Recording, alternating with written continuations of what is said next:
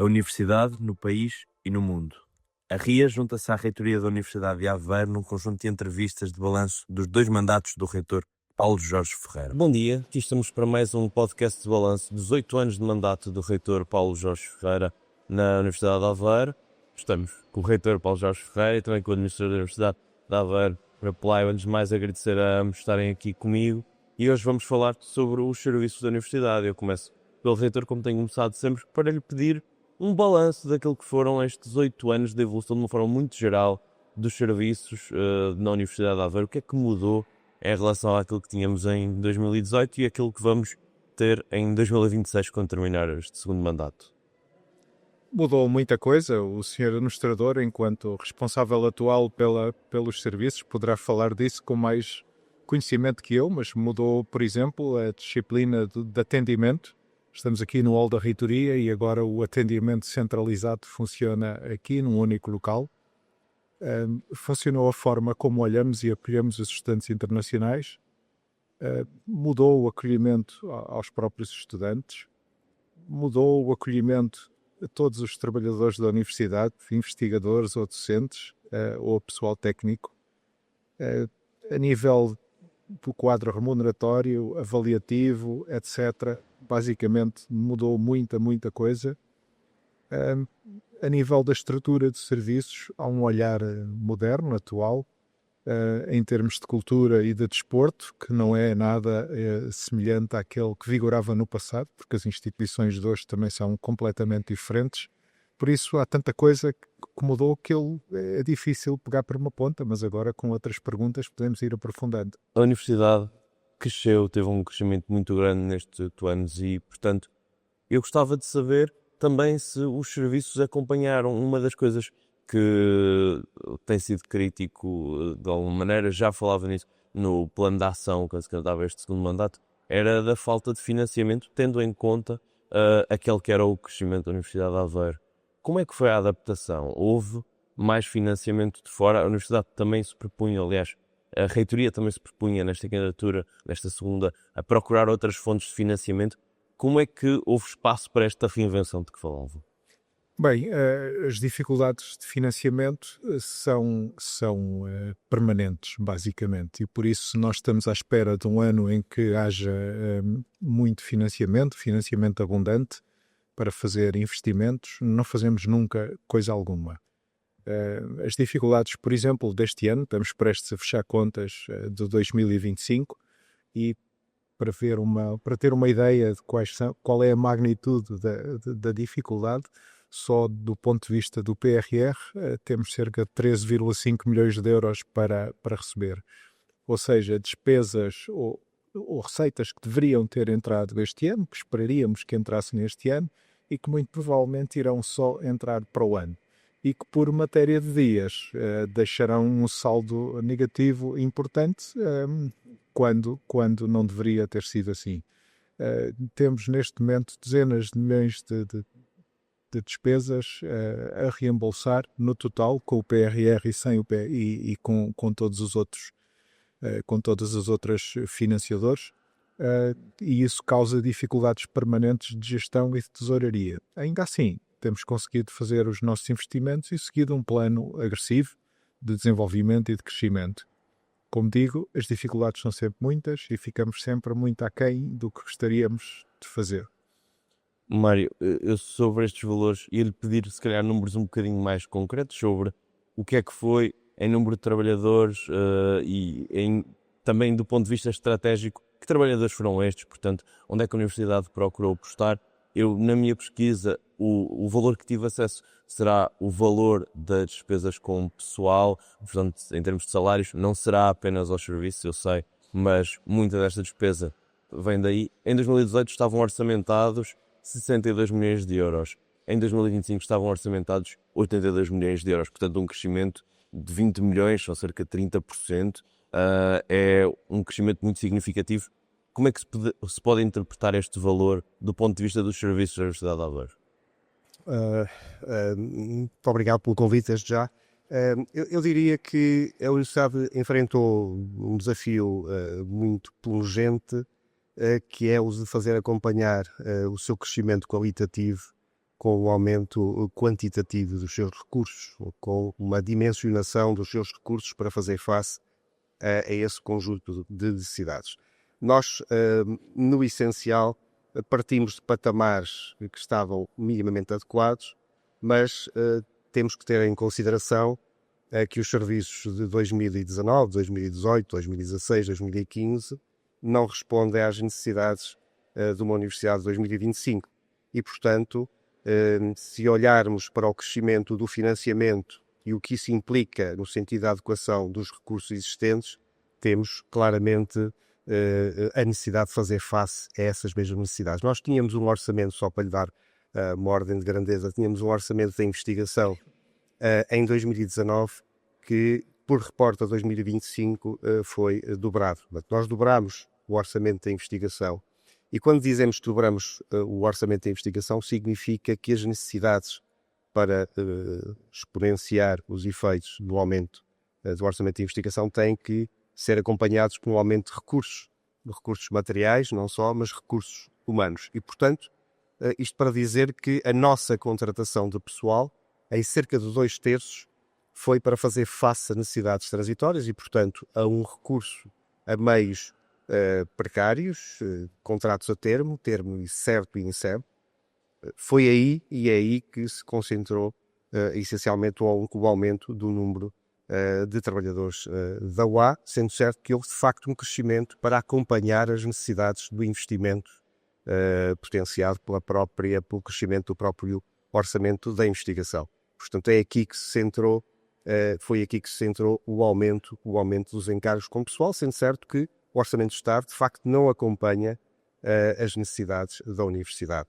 O Orçamento do Estado, neste momento, suporta cerca de 80% das necessidades com pessoal, se excluirmos o emprego científico, que é manifestamente pouco e, portanto, a Universidade tem necessidade de recorrer a outros meios de financiamento e a investigação é essencialmente um deles. Mas as preocupações com o pessoal não se circunscreveram, como disse o Sr. Reitor, às questões quantitativas. Houve, de facto, uma necessidade também, numa linha de continuidade, é bom dizê-lo, mas houve a necessidade também de adaptar os recursos a essas novas necessidades e daí que tínhamos tido a preocupação de também criar as condições para um aumento da formação, uma diversificação da própria formação e uma criação de uma lógica, uma filosofia também na linha daquilo que vinha acontecendo, mas que respondesse a novos desafios. E, portanto, daí que tínhamos também tido a preocupação. E que novos desafios são estes? Dizia há um bocadinho que a Universidade, um orçamento para 2015, não responderia aos desafios de 2025. Que desafios é que surgiram e de que maneira é que a Universidade respondeu a esses desafios, aqui pensando concretamente nos serviços? Bom, nós tínhamos, obviamente, a obrigação, o desejo de um alinhamento, como é natural, com os grandes objetivos estratégicos da própria UA. Um dos objetivos estratégicos da própria UA era aumentar as condições de bem-estar dos seus próprios trabalhadores, de motivação dos seus próprios trabalhadores. Este era um dos objetivos estratégicos que constava do plano desta reitoria. E responder a essas necessidades implicava, obviamente, pensar os serviços, repito, na linha do que vinha já sendo traçado, de uma forma diferente, de uma forma diferenciada, de uma lógica mais qualitativa, atender a um conjunto de necessidades de bem-estar emocional, de resiliência, de melhoria das condições de trabalho, de alargamento da própria formação, alargamento da formação a novas dimensões, que já vinham sendo também trilhadas, e, portanto, tudo isso implicou um esforço significativo. Nós criámos, sem querer ser muito exaustivo, criámos uma área de desenvolvimento e valorização dos recursos no seio dos Serviços de Gestão de Recursos Humanos, que teve e tem uma preocupação virada para essas dimensões qualitativas. Não só a formação no sentido de ações de formação, mas também a preocupação de criar espírito de grupo, criar lógicas de conhecimento, os team building, a preocupação do acolhimento, como o Sr. Reitor referiu. Neste momento temos institucionalizado uma lógica e uma prática e uma metodologia de atendimento que neste momento se circunscreve ao pessoal técnico, mas que visa futuramente, um futuro curto, estamos a trabalhar nisso, o alargamento a toda a comunidade e aos outros subuniversos. Também uma preocupação, não só pelo aquilo que se chama o onboarding, mas também o offboarding, a preocupação de permitir que os processos de apresentação sejam graduais e sejam qualitativamente tratados, no sentido da sua preparação, da antecipação das realidades, do choque e do confronto com uma nova realidade, que é o desligamento do serviço. Portanto, essas preocupações da área de desenvolvimento, de criação de um centro de avaliação e de acompanhamento profissional, no sentido de desenvolvimento das carreiras, da tutoria das próprias carreiras, são dimensões que nós procuramos trilhar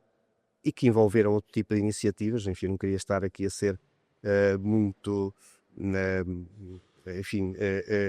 num discurso muito pessoal ou pessoalizado, mas a verdade é que temos procurado fazer com que quer a dimensão da entrada, da sua preparação, da sua integração, do conhecimento dos valores da UA, quer a preparação de novas lideranças com programas que criamos no sentido de formar os futuros líderes da própria instituição, são dimensões que me parecem relevantes e que tentam ir ao encontro dos próprios trabalhadores. Sendo certo que a instituição orgulha-se de ser uma instituição aprendente e, portanto, que não tem qualquer preconceito nem rebuço em assumir que é incompleta, que é imperfeita e que, portanto, no quadro da administração pública não é possível fazer tudo e, portanto, temos essa noção. Mas há, de facto, um esforço no sentido de procurar atalhar e atender a determinadas dimensões, sobretudo relacionadas com o bem-estar, num quadro complexo, porque a administração pública, em forma dessas limitações de natureza formal e desses constrangimentos que nos impedem de fazer o que muitas vezes acontece e se permite fazer no setor privado. Portanto, penso que o balanço, apesar de tudo, é um balanço de crescimento quantitativo, repito, associado à contratação, essencialmente em 2/3 a termo, para fazer face às exigências, sobretudo do PRR. E depois uma dimensão qualitativa que visou também atender a determinadas dimensões qualitativas relacionadas com o bem-estar da nossa comunidade.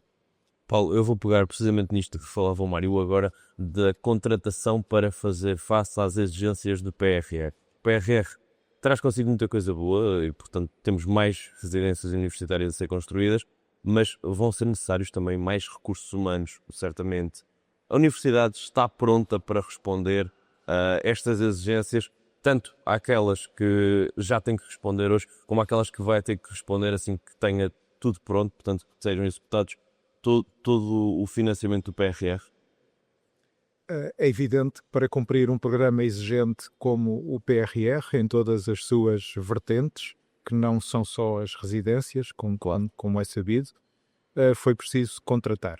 Mas é evidente que também, que depois de terminado o programa, vai ser preciso manter a funcionar a máquina maior que montámos com o auxílio do PRR e, por isso, muitas das contratações que foram agora realizadas, algumas terão de se manter no futuro para apoiar a máquina.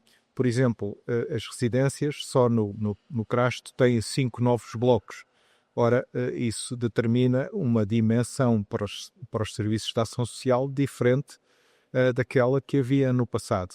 E quem diz ação social, diz a limpeza, a segurança, a jardinagem e tudo o que vem com mais equipamentos e mais espaço.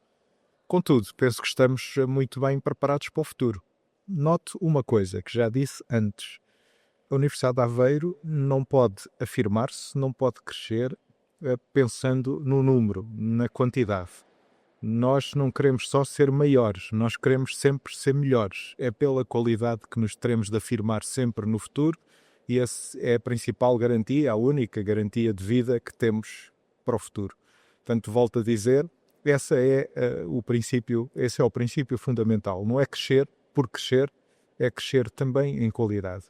Despesa com pessoal, é evidente que aumentou porque houve mais contratações, mas aumentou também porque pagamos melhor.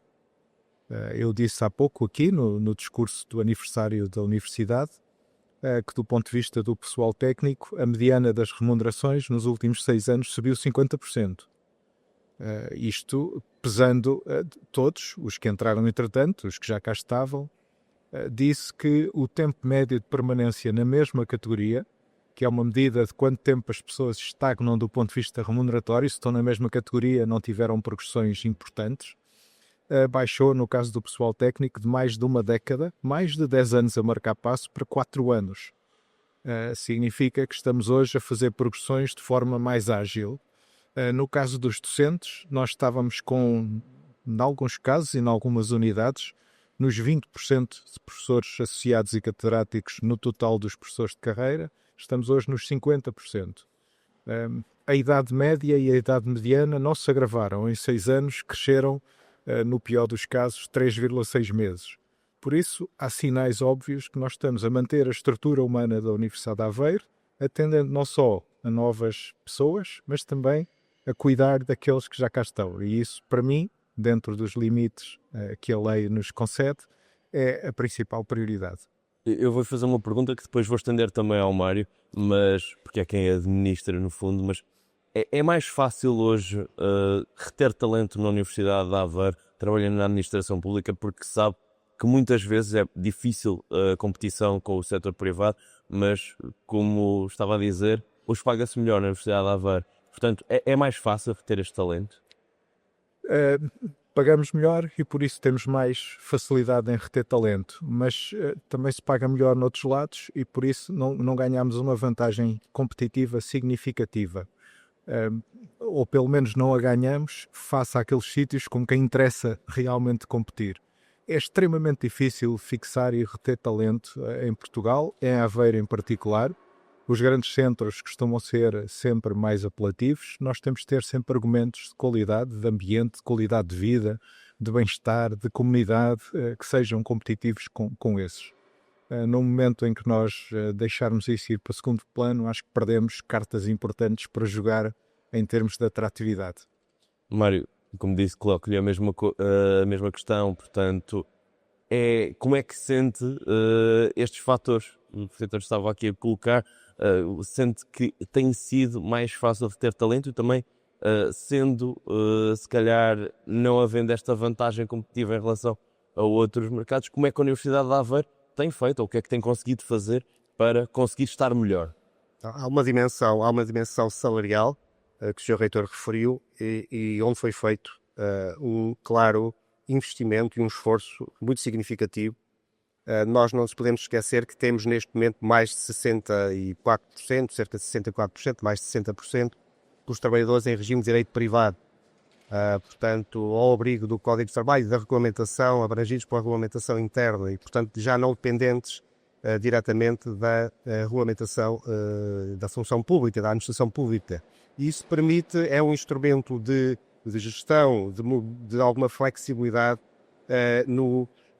na oferta do sistema remuneratório da Universidade. A Universidade fez uma alteração ao seu regulamento de carreiras, de retribuições, muito recentemente, em 2023, eliminando algumas posições remuneratórias de base e, portanto, passando a contratar em posições mais acima, designadamente no que toca aos técnicos superiores. E teve nessa ocasião a oportunidade também de rever a tabela remuneratória para todas as carreiras, num esforço muito significativo e numa lógica progressiva, isto é, aumentando os níveis remuneratórios mais proporcionadamente nas carreiras menos bem remuneradas, nas carreiras cujas habilitações são menos exigentes, designadamente para os assistentes operacionais e para os assistentes técnicos, mas também revendo, repito, para todas as carreiras. Isso foi um esforço significativo e, portanto, na componente salarial, a Universidade fez aí um esforço e essa é uma dimensão que permite, de alguma forma, tentar reter o talento pela melhoria das condições de vida.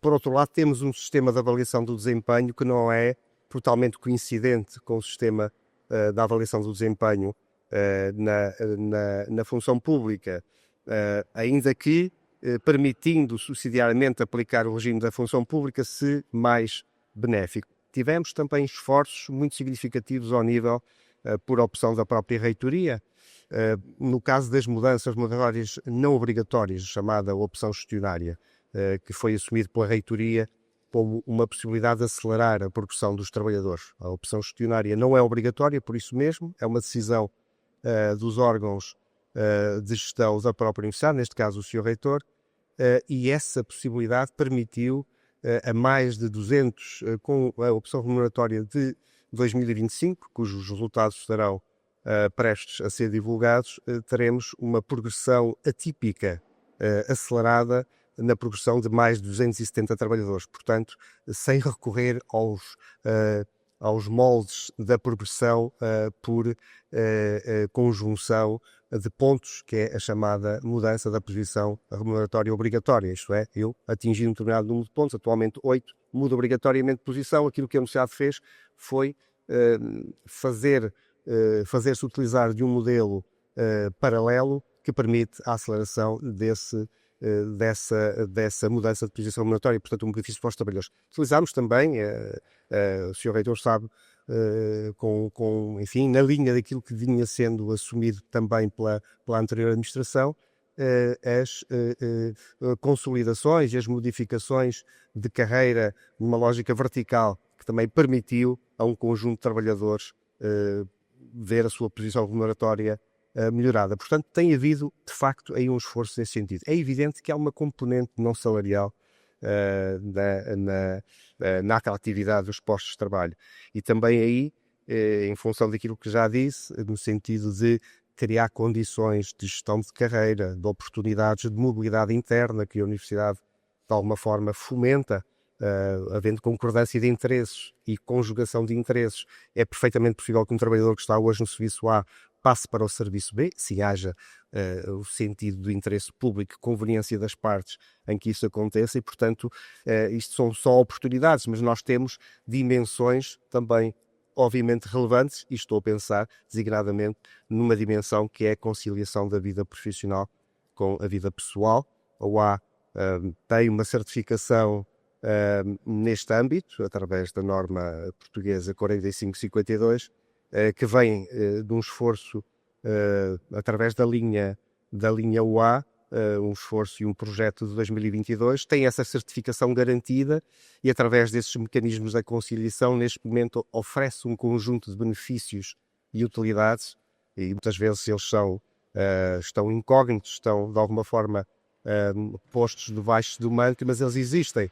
Hoje a comunidade UA tem acesso a um conjunto de facilidades, os espaços marmita, os takeaway, a possibilidade de beneficiar de atividades desportivas e de recreação a preços muito competitivos nas nossas instalações desportivas, a possibilidade, como disse, da mobilidade, a possibilidade de termos boas práticas laborais instituídas.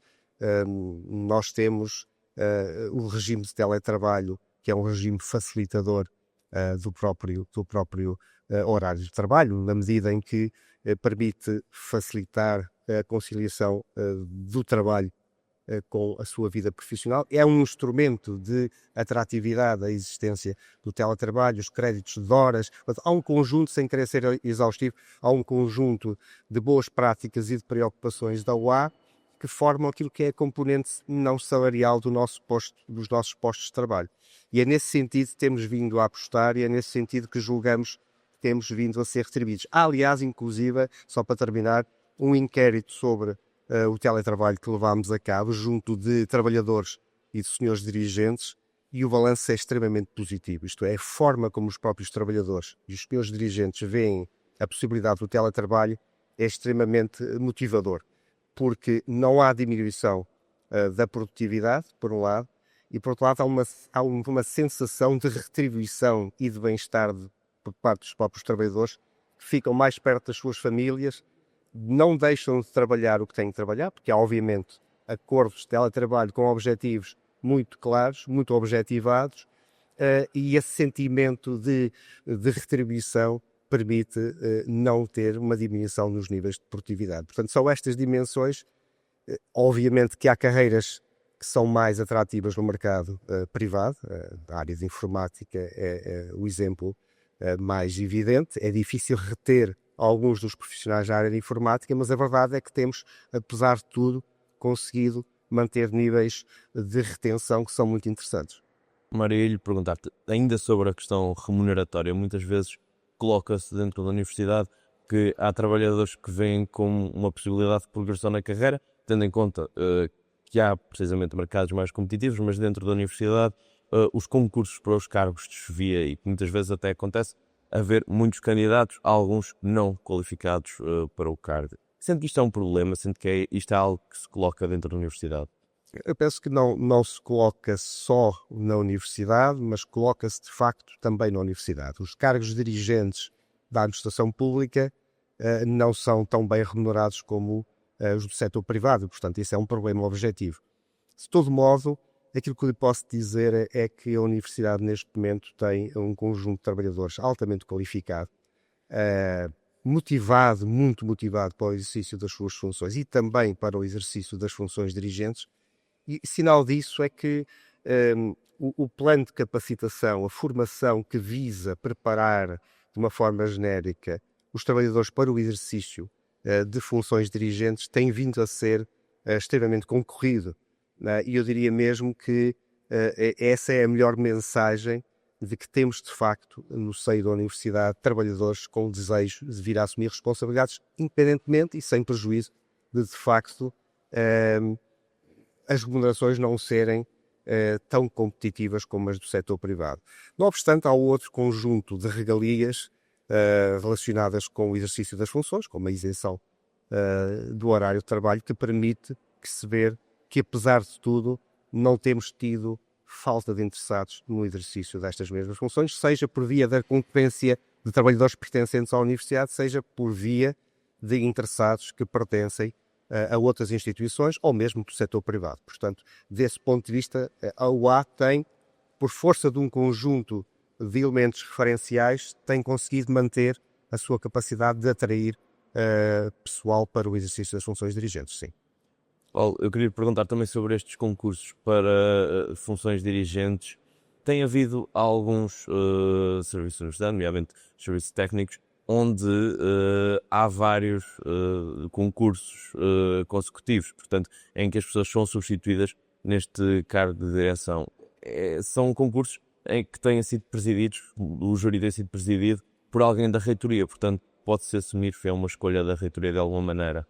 Estas mudanças em alguns dos serviços, de alguma maneira, como é que se pode explicar estas mudanças? São erros de casting de alguma maneira da reitoria? São mudanças estratégicas? Como é que ao longo destes mandatos se justifica estas opções?